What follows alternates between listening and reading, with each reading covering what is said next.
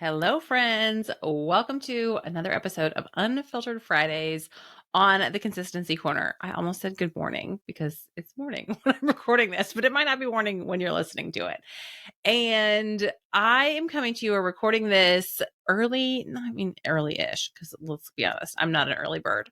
Early-ish, the week that it is going to air. And that is one of the reasons that I actually wanted to do Unfiltered Fridays, is because I wanted to be able to have episodes that are in the moment, real life, what's actually happening. And I planned on recording this on a Monday. It didn't happen. And the rest of my week is pretty busy. And so to get this up, write show notes, get it on YouTube, get a description, all the things that I have committed to doing for this project, it had to happen right now, which means if you are watching on YouTube, I'm no makeup, not showered yet, hair's a mess, but you know what? It's real life. It's unfiltered and it's okay.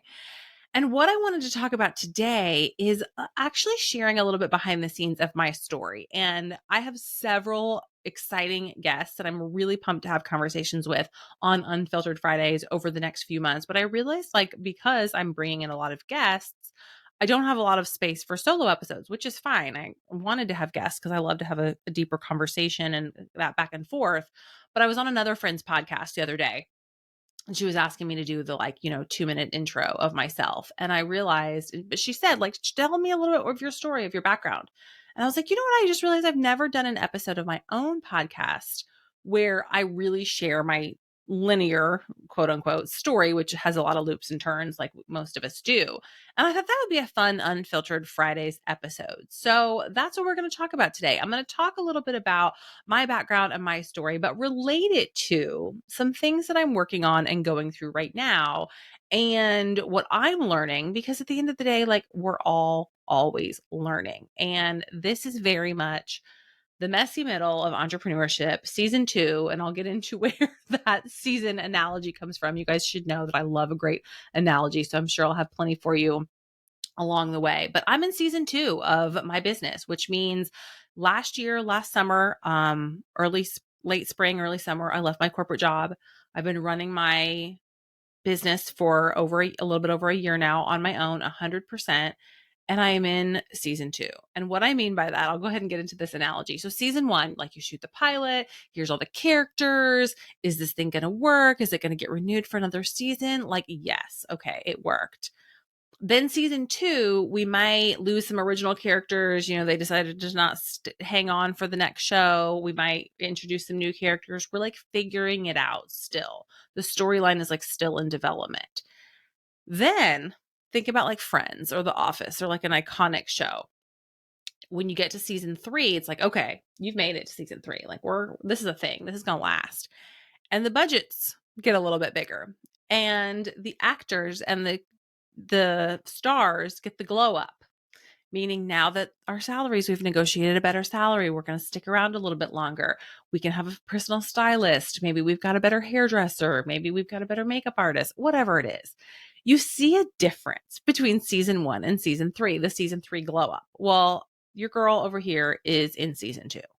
I am not ready for the season 3 glow up yet, even though I wish I was. There's still a lot of DIY happening over here behind the scenes. I might outsource one page for my website, but changes have to be made on my own. I might want to redo the whole thing as I'm reworking my offer suite, but there's no budget for that. I've got a lot on my plate. There's a lot happening. Again, there's characters from season 1, clients who have moved on, and we're trying to fill the holes in season 2. And it's messy and it's not easy. And the world of online business often shows us that, like, laptop lifestyle, I'm working from the beach, everything's great, I work 4 hours a week. I do not work 4 hours a week. Let's be very honest about that. And I'll talk a little bit about an exercise that I did that really broke down how much I work. But before we get into all that, I want to share my background because that gives a lot of perspective and kind of just how I got to where I am today. So I'm from Indiana. I live in Florida now, but I'm a Midwestern girl, born and raised in Indiana. I grew up in a college town, always knew that I wanted to go to a big college because I grew up in a college town that was a big college. To me, like, that's just what college was. So I went to Purdue. I'm a huge, huge, huge Purdue fan. Boiler up. If you're a Purdue fan, please send me a DM. Like, we can geek out on this together. But I am a huge Purdue fan. I love Purdue. I'm like obsessed with my alma mater. But I went to Purdue and I majored in pharmacy. But here's the thing. I did not want to be a pharmacist. I wanted to be a pharmaceutical sales rep. And my husband and we were actually just talking about this the other day. He was like, why in the world did you major in pharmacy? Why did you want to be a pharmaceutical sales rep? Like, where'd that come from? Well, I was 18.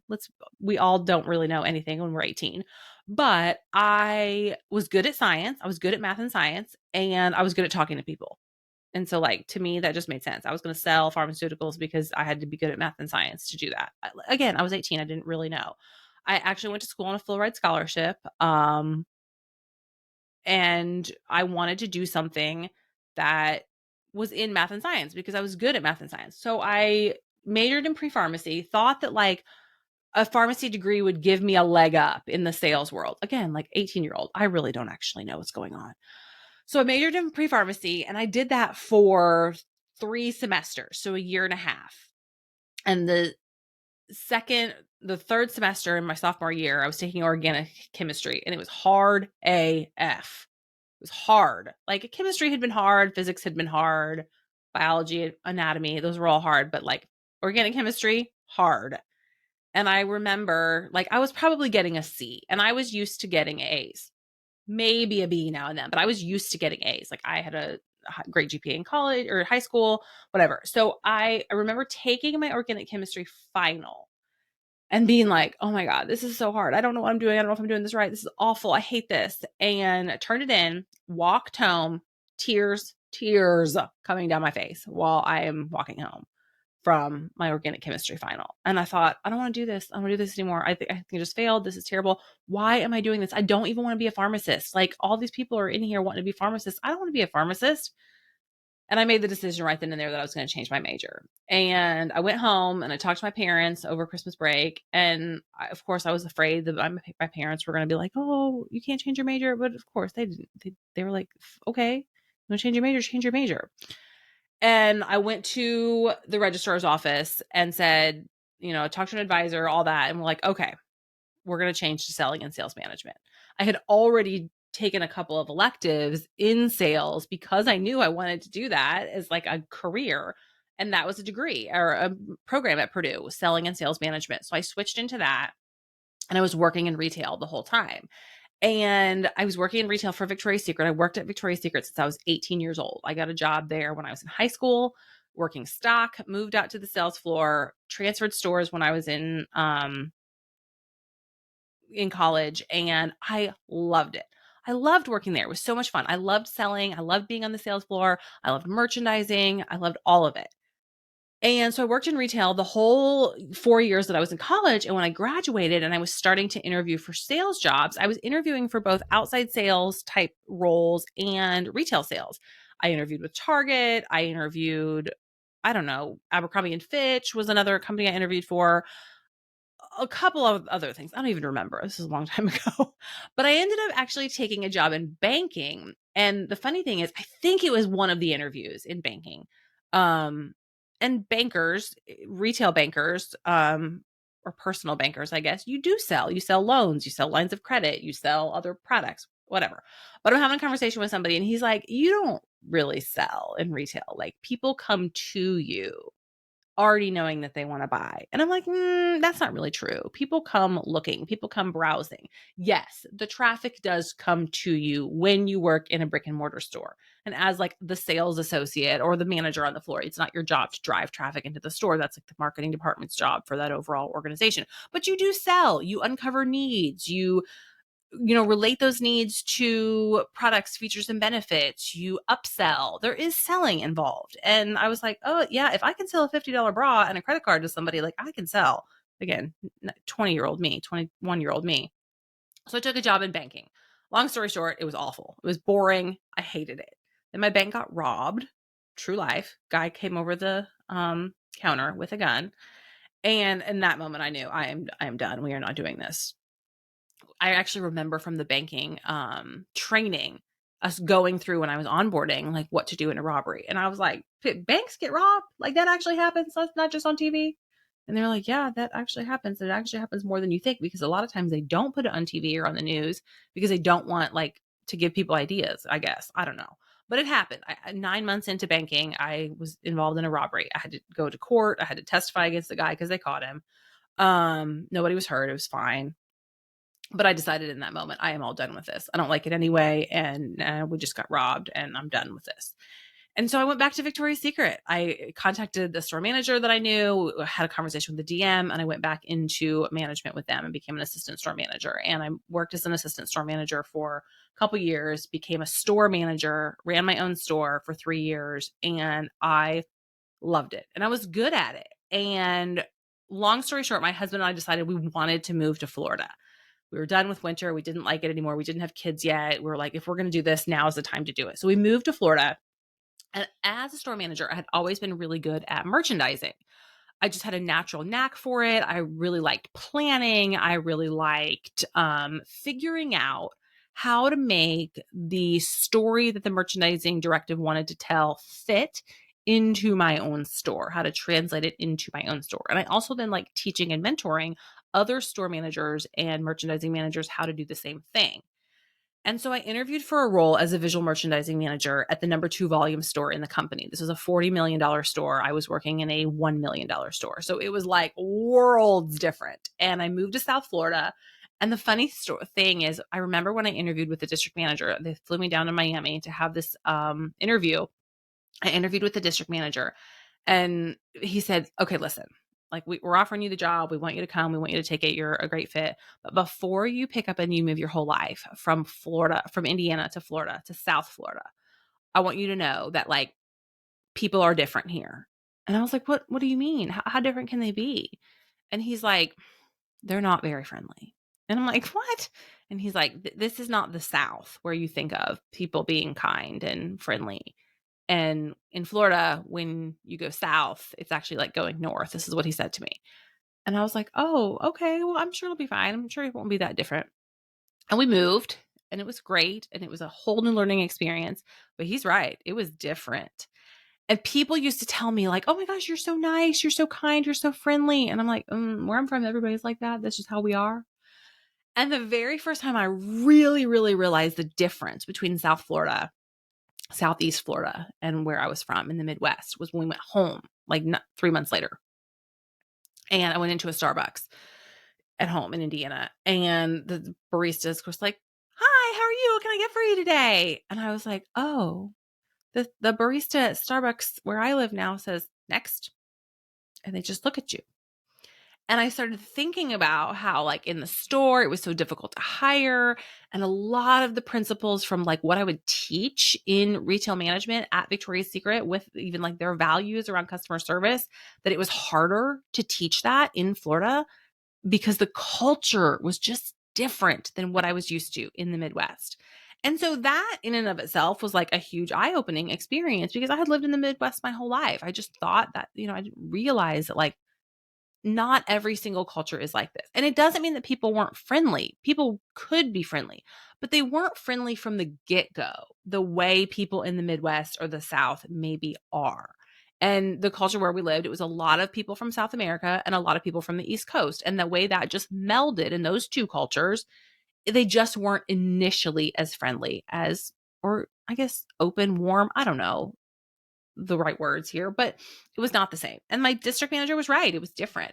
And we lived over there for about 3 years. And then when we decided we were ready to have a family, we moved over to the other side of the state, the Gulf Coast of the state, because I already had some family that lived over here.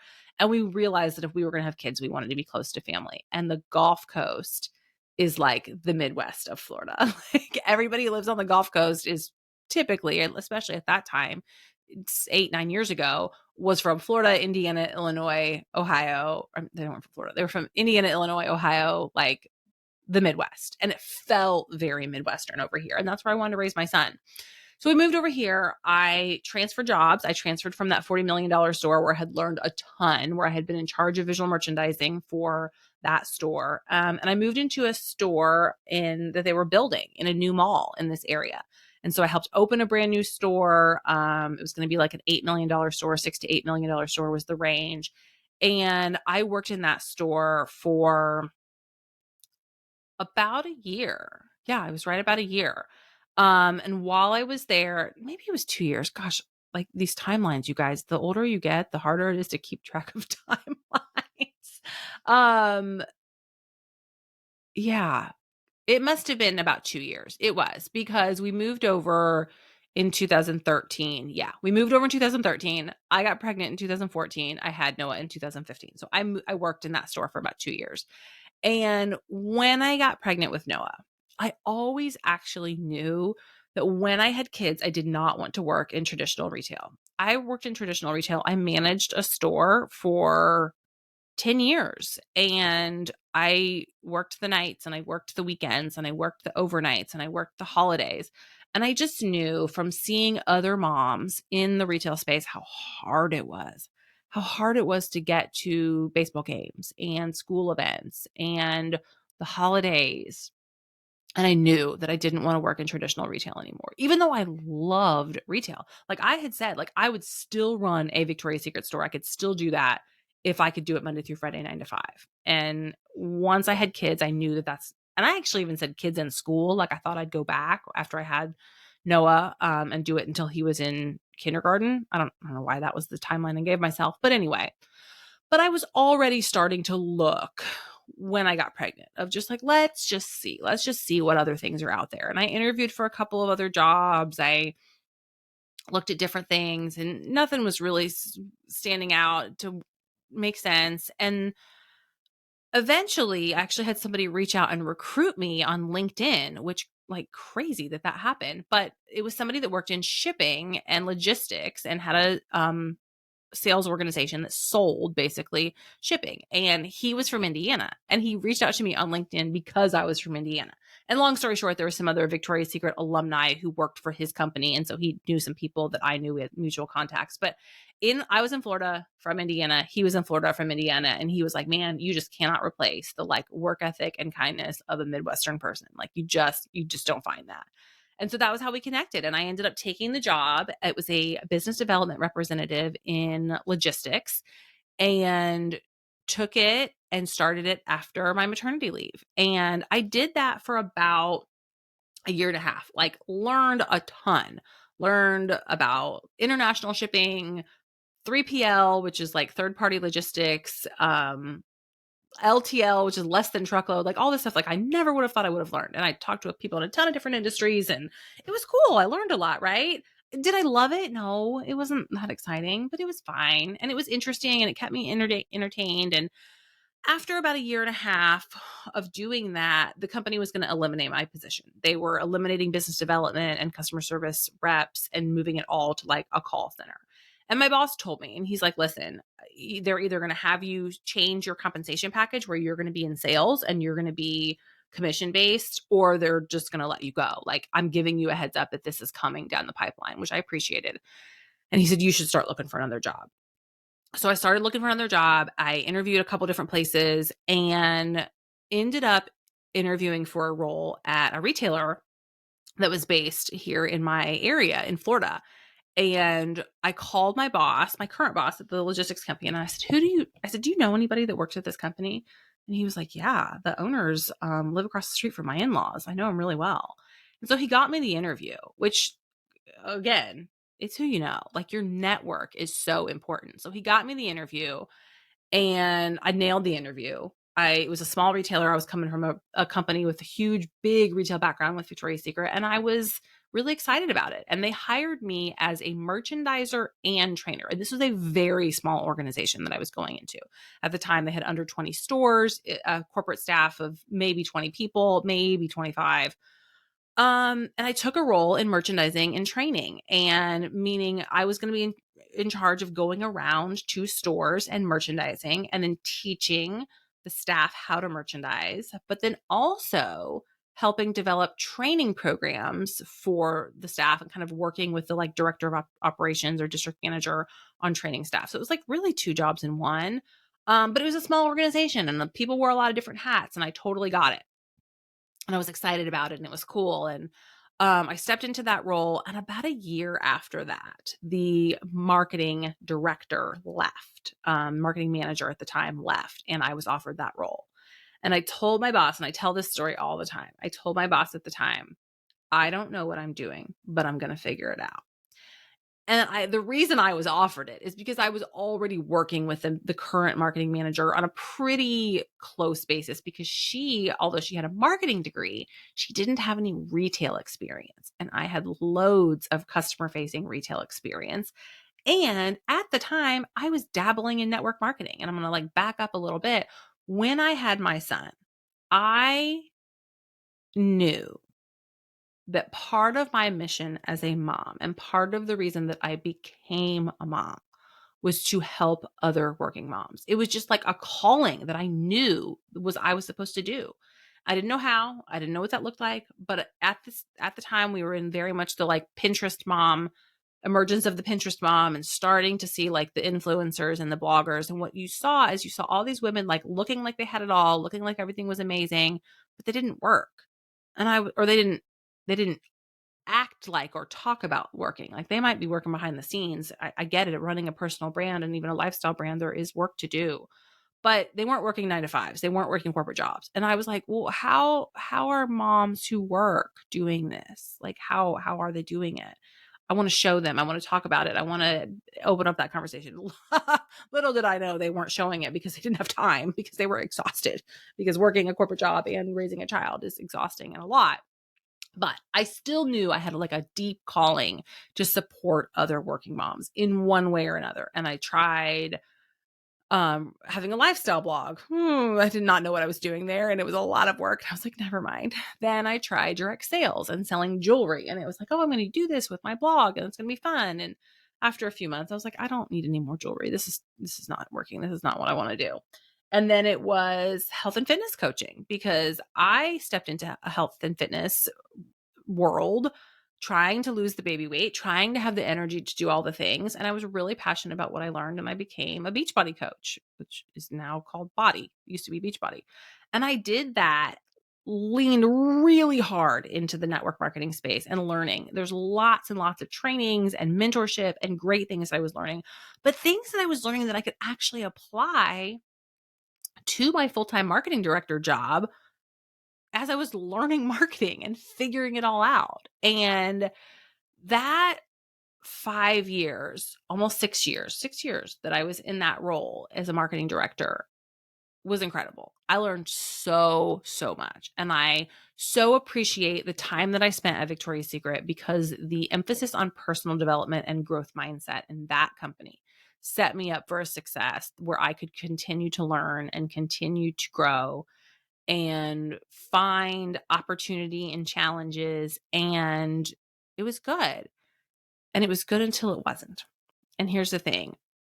I was building a business on the side. I decided in the summer of 2021 to pivot my health and fitness coaching business to marketing coaching, because I realized that I had taught myself marketing. And if I could teach myself, I could teach other people. And I also realized when I was sitting in that marketing director role, helping a company craft their vision and mission and values, they didn't have values written down when I started that role. And now you guys, if you listen to the podcast, you know, I coach to your brand values and how important they are, but I helped craft the values. I helped get consistency in the brand. We created a brand guide where one didn't exist before. I honed in on who the ideal customer was. We focused on the funnel, the attract, nurture, and convert, and 10,000 other things that I tried to do while I was there, because it was a lot. But I did all of those things, and I realized that if I can do it, and I can teach myself and I can teach my team, because I went from a marketing department of one to a marketing director with a team of 8, that if I could teach my team, I could teach other people. So I made the pivot in my business, the Consistency Corner, which was originally founded as a health and fitness coaching business, which if you go back and listen to episodes 1 through 9, you hear me talk about a lot of those foundations of health and fitness, but I pivoted my business.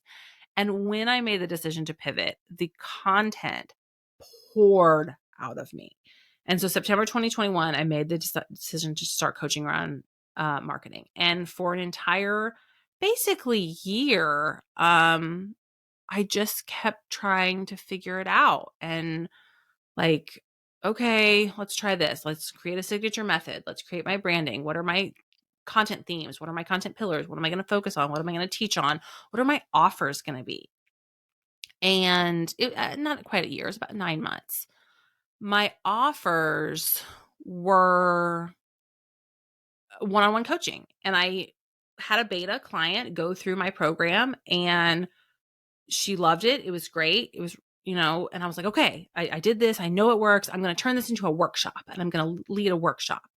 And as that is happening, like, corporate job is continuing to be incredibly intense, incredibly demanding. My son starts kindergarten, and it's very hard. We're struggling, and I am burnt out. Here I am trying to build a business. I'm trying to run a department for a multi-million-dollar company.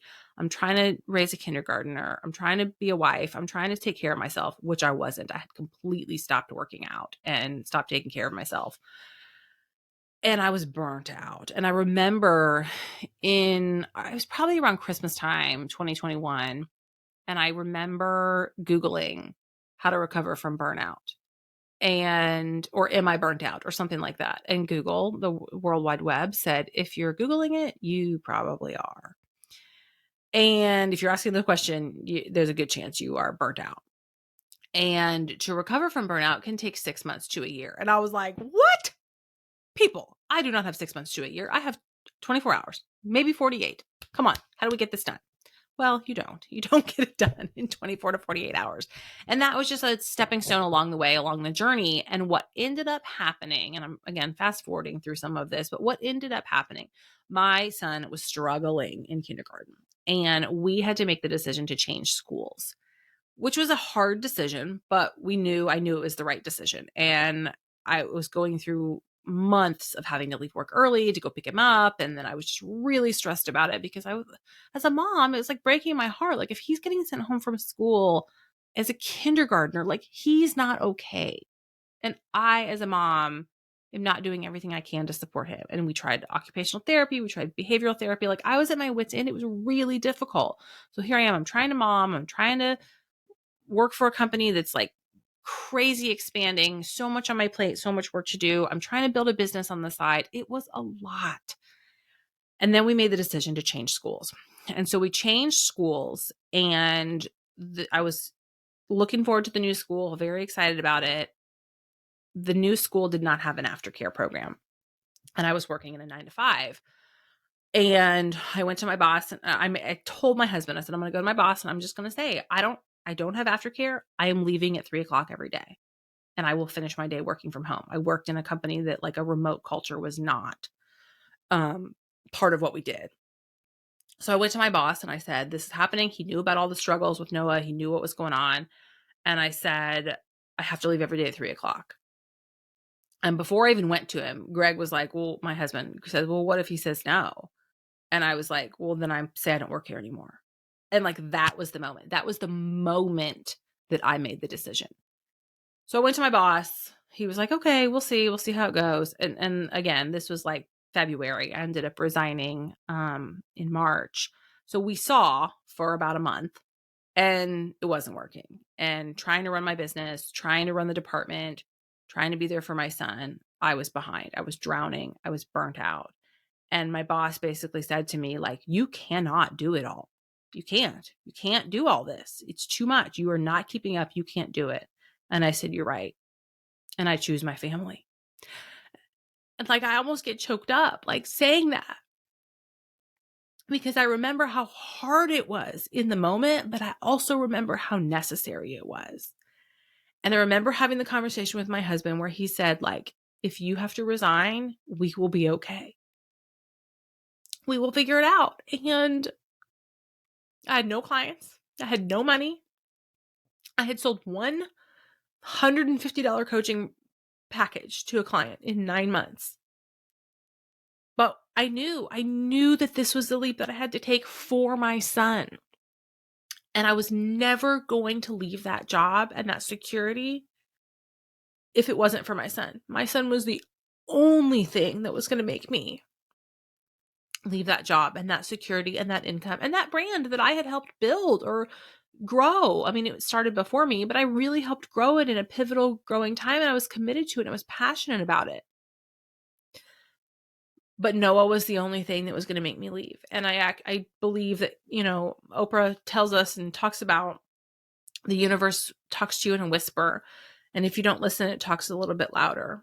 And if you still don't listen, it talks to you in a brick wall. It hits you with a brick wall. And Noah changing schools and the struggles we went through was the brick wall that I needed to say, you got to go. You're not going to get to the next phase if you keep trying to do it all.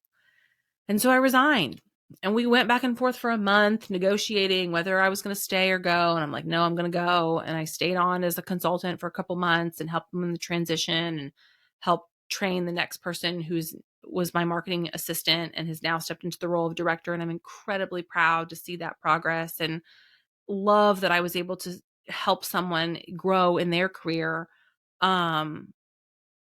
But when I took that leap and I resigned, and I literally felt like I was going to vomit for an entire month, I had no clients. But you know what happened? Within 2 weeks of resigning, I had people say, hey, I'm looking for somebody to support me with marketing. Do you think that the Consistency Corner could do that? And I signed my first client. And then I signed another one.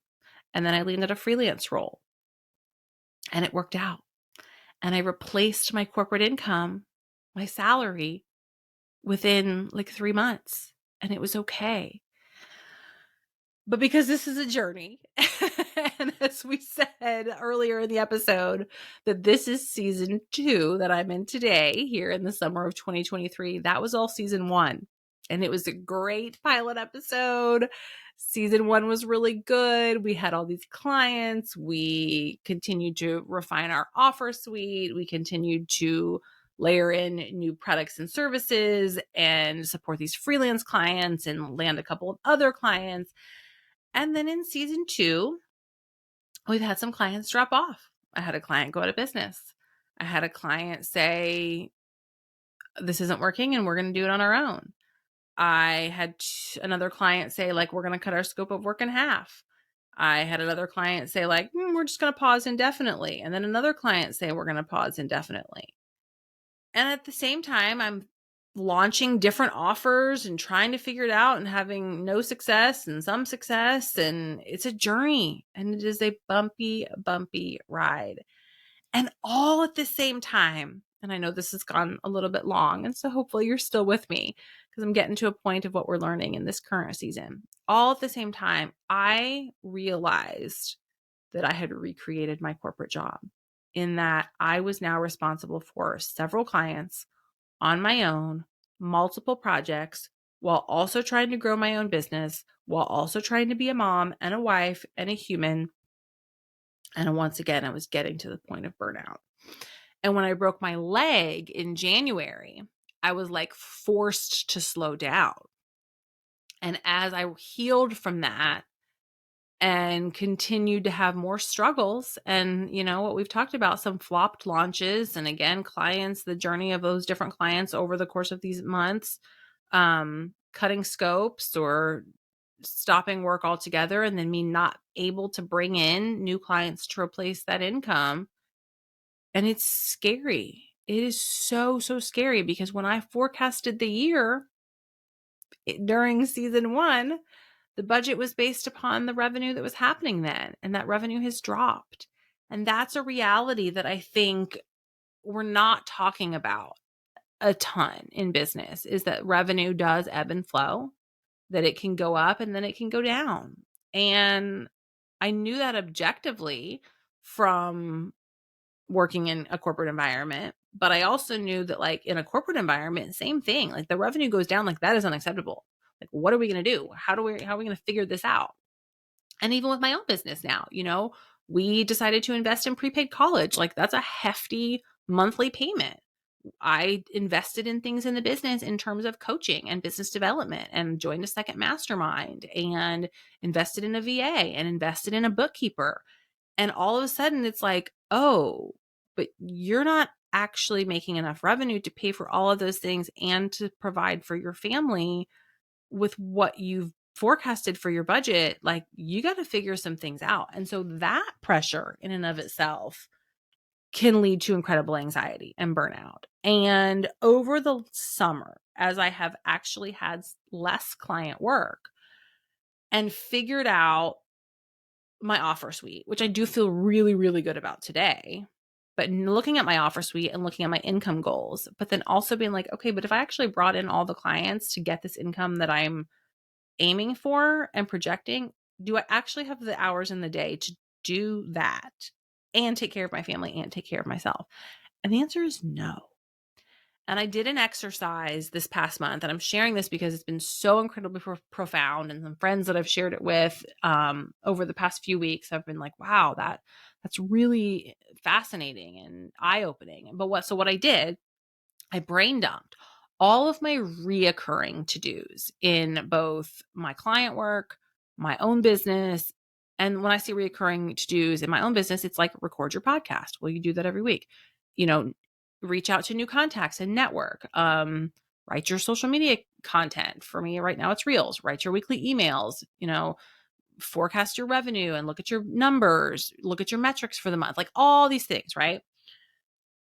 Client work that's reoccurring. And then I also looked at all the things that I should do reoccurring for myself and for my family. And for myself, it was like work out, drink your water, meditate, journal, yoga, things that like I need to do to take care of myself. For my family, read with Noah every day, spend 30 minutes uninterrupted with your husband, go on a date once a month, cook, laundry, all of those things, right? And then I put like times next to all of them. And I looked at it on a 4-week span because every month is different and whatever. So 4-week span, 4 weeks, 24 hours a day times 7 days a week for 4 weeks is 622 hours. Then I added up 692, 600, whatever the number is. Anyway, I think it's 692. And then I added up all the things, and including sleep. I included sleep because I do need to sleep, but I did not include fun or driving or white space, things that also have to happen in your life. But I included all of those things, and I was at 722 hours. I just did the math. 4 weeks is 672 hours. I was at 722 hours. So of course, I was overwhelmed. Of course, I wasn't getting everything done because I was trying to do 50 hours more a month of things that were actually physically capable of being able to do. And so I was beating myself up and going through the shame cycle of why can't you get this all done? It's just this, it's just that. That word just, like I have to eliminate that. Just and should, we got to eliminate those from our vocabulary. So then the next step was like, okay, you have this awareness that you have to cut some things down. And it's easy to say like, oh, just work less, just look at your work priorities and cut some things down. But as a business owner whose income is not where I want it to be able to support my family the way that we have set a goal for ourselves, that feels out of alignment because of course I need to work because I need to grow my income because we're paying for these things. And the work hours, quite honestly, you guys, were not even that much. It was averaging about 40 to 41 hours a week. But I remember when I worked in my corporate job and was working 50 hours a week, I thought, this isn't physically possible. It is not physically possible or sustainable for long term for someone to take care of themselves the way that they need to be healthy, to take care of their family, and to work a 40 or 50-hour job. Like, it's not actually possible. Maybe it's possible in short stints, but you're probably giving up sleep or you're giving up self-care or you're giving up those relationships with your family. And so I remember when I left my corporate job thinking that my goal is to work 30 hours a week so that I could have some more space for those other things. And right now I've mapped out my day to work 40 hours a week, but it's still too much because the self-care or the family stuff is going to sacrifice. And what's happening today is that things are being unintentionally deleted or unintentionally sacrificed because I'm still telling myself I could do all of these things. So the next step in this process or this journey was I took all those to-dos and I like categorized them and I mapped them out and I tried to figure out what I could defer and what I could delete and what I could delegate. And I'm going to be honest, I'm still not 100% there. I'm still trying to figure it out. I'm still marinating on the next right step. And that's what I want you to take away from this, is that all of this life, parenting, building a business, it's a journey. It's not a destination, and it's a process, and it's just about continuing to take the next right step. And what I've learned over the past few weeks really too is that leaning into your community and having these conversations, even if it doesn't give you the answer immediately, it gets you one step closer to the answer. It gets you one step closer to the next right step. Did doing this exercise sign me another client so that I could hit that income goal for the month? No. Did it give me more peace and help me start fitting in my workouts so that I could lose the 40 pounds that I've gained over the past 4 years? No, not immediately, but maybe that hasn't happened yet. And maybe it's the next right step. And I share all of this again because I just want to have these open conversations that this is real life, and that we are often all in the messy middle, but not talking about it, because we're talking about, and what's happening on social media is the $10,000 launch or the $100,000 launch or the vacation, or I retired my spouse, or I retired I bought myself a car and paid in cash for it, whatever. Or I work 4 hours a week now. My business runs on autopilot in the background. I believe all those things are true. They can happen. But if you're not there yet, it's okay. It doesn't mean it's never going to happen. It doesn't mean that you're doing it wrong.